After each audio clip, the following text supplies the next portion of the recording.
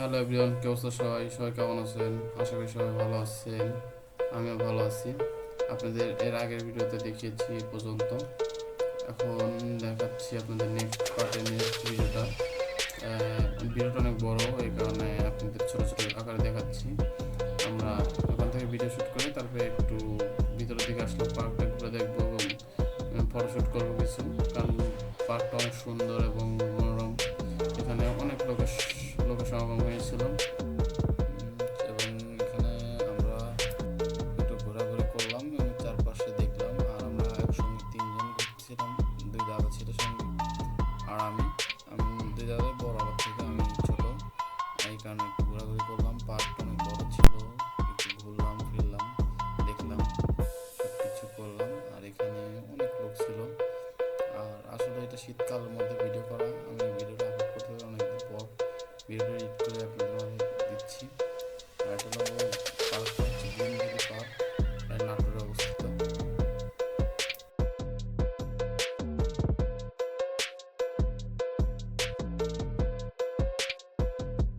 কাঙ্ক্ষিত লক্ষ্যে এটা হচ্ছে গ্রিন ভ্যালি পার্কের, এটা এখানে স্পিড বোট চালায় এত স্পিডে যে পানিগুলো উপরে ছিটে ছিটে আসে এবং ভিতরে কিছুটা স্নান করার জায়গা আছে।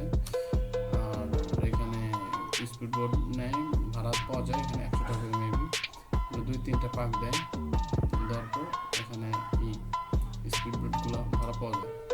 আর তারপর আমরা একটু সামনে ঘুরে ঘুরে দেখতেছিলাম যে এখানে কী কেমন, আপনাদের সঙ্গে একটু গল্প সল্প করছি। এখানে আসার সময় আমি আসবো সকাল 6টায়, সেই বাসটা ছাড়ছি মেবি 2 ঘন্টা লেট, আমাদের কিছু অ্যারেঞ্জমেন্ট করতে সমস্যা হয়েছিল। একটু ভাই ফোন দেওয়ার পরে আমি বাসটা ধরতে পারছি, তাহলে আমি আসতে পারতাম না এবং এখানে এত সুন্দর পার্কটা ঘুরে দেখতেও পারতাম না কেমনে কি। এখানে চারপাশে শুধু নালা করা এবং নদীর মতন খাল করা, আর চারপাশে দিয়ে সুন্দর করে ডিজাইন করেছে, দেখতে অনেক সুন্দর লাগে। তারপর আমরা ওখান থেকে চলে আসি এবং সাইডে আসি ভিডিও শ্যুট নিই। এবং আমাদের নেক্সট প্ল্যান ছিল আমরা পা দিয়ে স্পিড বোট চালানোর ইচ্ছে ছিল, তো এটা আমরা টিকিট কেটে রাখছি। সিরিয়াল নাম্বার অনেক পিছনে পড়ছে বলে আমরা একটু চারপাশে ঘুরে দেখতেছি। পার্কটা তো অনেক বড়, ঘুরে শেষ করার মতো না, এবং তারপর আমরা ঘুরে ঘুরে দেখছিলাম। আর আমি আগে বলেছি, এর আগে আমি বলেছি যে এই পার্কে অনেকগুলো ফুল গাছ আছে এবং অনেক জায়গায় ফুল, চারপাশে খালি ফুল আর ফুল গাছ। এই কারণে আমরা ঘুরে ঘুরে দেখছিলাম সব দিকে যে কী কী ফুল গাছ আছে। তারপর ওখান থেকে ঘুরে শেষ করে চলে আসছি আমরা লাভ পয়েন্টে। এখানে আমরা কিছু ফটোশ্যুট ভিডিও শ্যুট, সবাই ফটোশ্যুট করতেছে, আমরাও কিছু ফটো এবং ভিডিও শ্যুট করলাম। শ্যুট করে তারপর ওখান থেকে আমরা চলে গেলাম, একটু ফটোশ্যুট করে আমরা চলে আসলাম এখানে বাঘ চত্বরে। এটা বাঘেরই চত্বর বলা হয়, এখানে ঝর্ণা পড়তেছে বাঘের মাথার উপর দিয়ে।